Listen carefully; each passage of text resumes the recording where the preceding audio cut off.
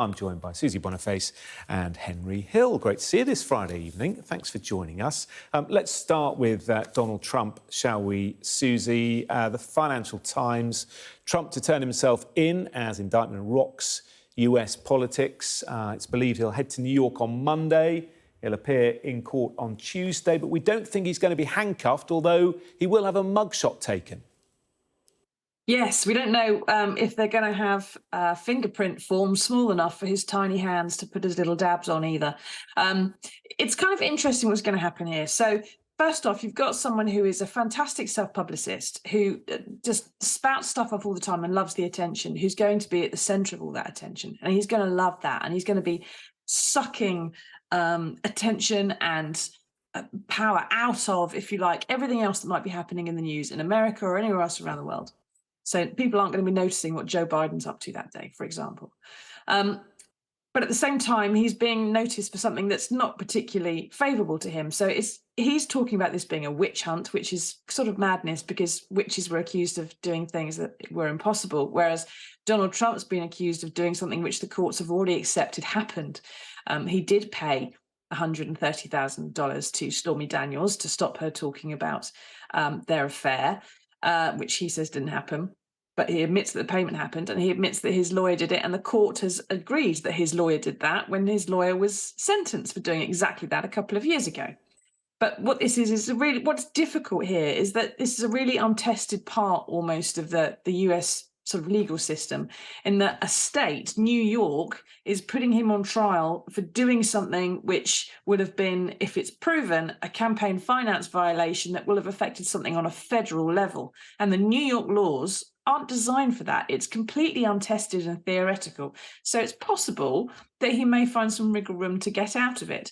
But what comes right down to the bottom of all of this, okay, which is that fundamental thing, that payment to Stormy Daniels, number one, it was completely unnecessary because the fact that he was a womanizing liar was pretty much baked into everyone who voted for Trump in the same way that it was with Boris Johnson. So he didn't really need to pay her off at all.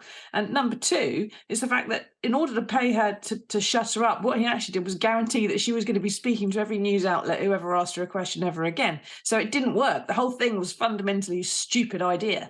And it's this which is causing all these problems. It's not the fact that he had an affair. It's not the fact that he's paid someone off. It's the fact he's trying to cover up and hide something that he should have just been open about at the start, and it wouldn't matter now. We wouldn't be facing all this. But because he wanted to try and pretend that, you know, he didn't have his hand in the cookie jar, is why we are where we are. And we're going to go on for maybe 2 years. Yeah, and Henry, inside the Mirror, it explains the case against him. I mean, are you surprised this has come to trial? I mean, it's the weakest case, isn't it, out of all the potential cases that he faces? I mean, I think being surprised would imply that I have more knowledge of the US legal system than I'm going to pretend that I have, right? But yeah, I mean, they got Al Capone on tax evasion, so there's a fine US history of getting people on minor charges, and I think it's interesting what Susie says about maybe Trump being able to wriggle out of the New York charges because they have a federal dimension.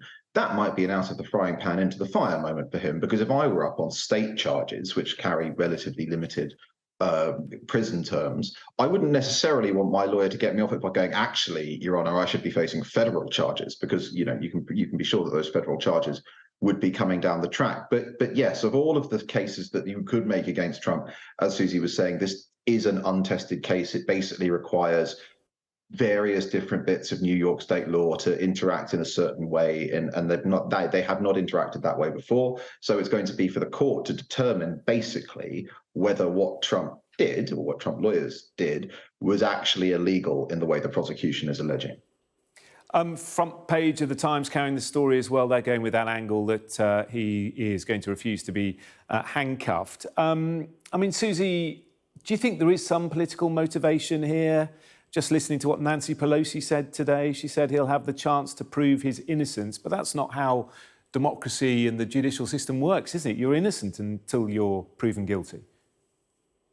Yes, and if you are, acquitted of something, and we don't know what the possible verdict would be, then, things can look a bit different. But the chances are this is probably going to run on until 2024, which would mean he would be right in the middle of the next presidential race.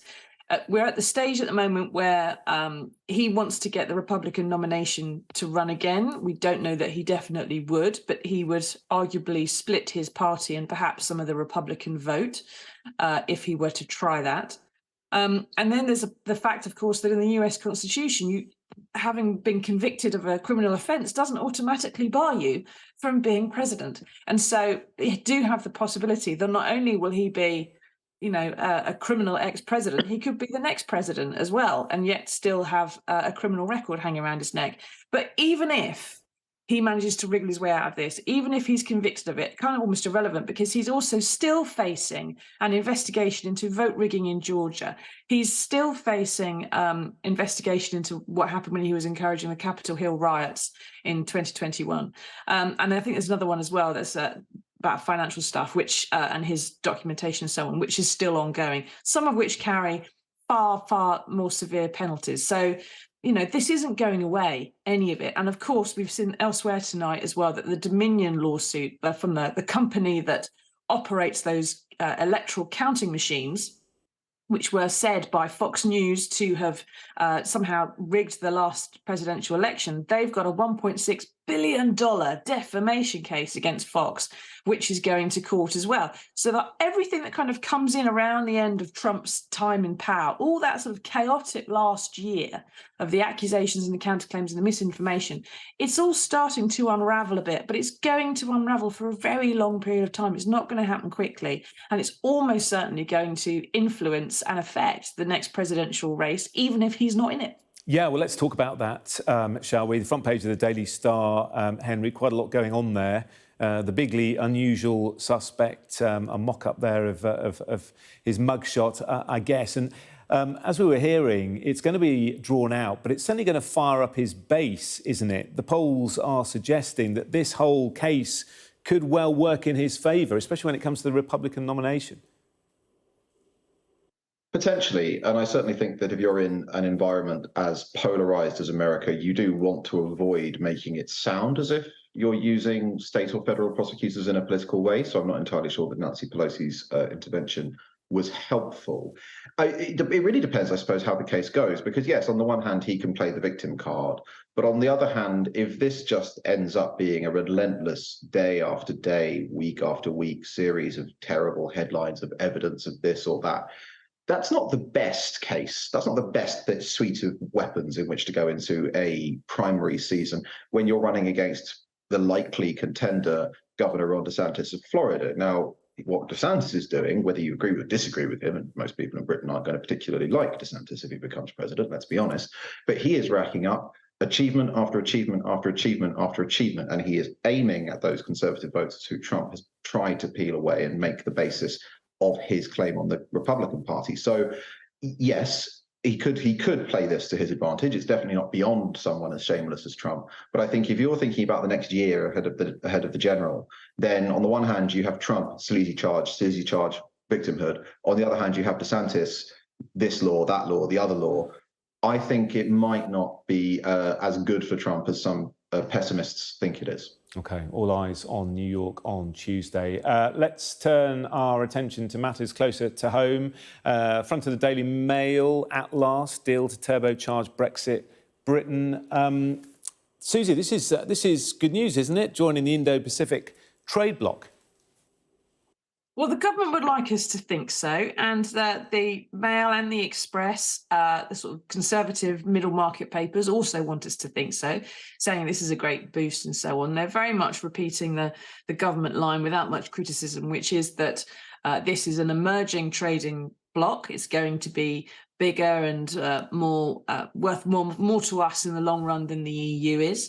And that we're in on the ground floor and we can influence how it develops. The criticism of that is that at the moment, it's not looking like it's going to make us a lot of money anytime soon. Also, that China is going to be trying to join it fairly quickly. And Liz Truss is sticking her oar in saying that we shouldn't let China join a trading partnership, which is about the Pacific, we are nowhere near, but China is next door to.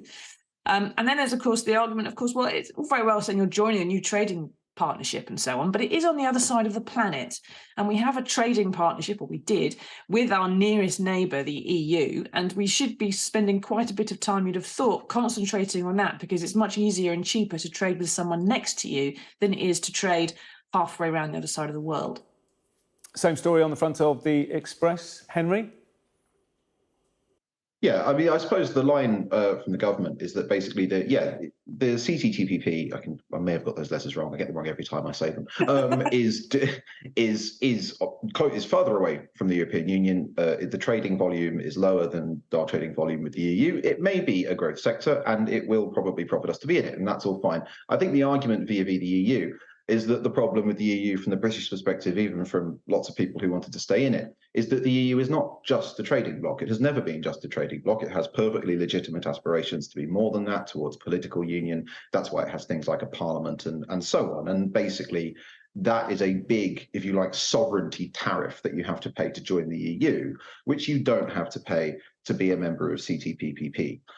So that's the trade-off for the government. It's not necessarily worth quite the same amount in sort of bonus to GDP terms, at least not originally, but it involves far fewer trade-offs with regards to democratic self-government and all the rest of it. But I think, frankly, it is important to remember whenever we're talking about this kind of story, that the impact of any of these deals on our day-to-day lives is, in terms of the amount of money, extra money it will make for Britain, is small, right? We're not going to be immediately walking around in a couple of years feeling very tangibly richer because we've joined any one or the other of these blocks.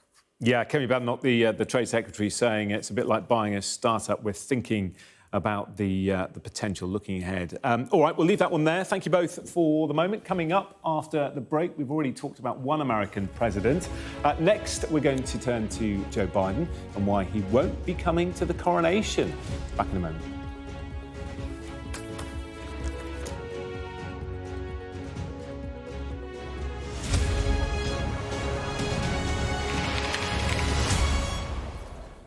Part two of the press preview. Susie and Henry are still with us. Susie, let's have a look at the front of the Daily Telegraph. Only the Telegraph front page reporting this, actually. They seem to have got this first. Joe Biden won't be coming to the coronation, but it's not a snub, we're being told.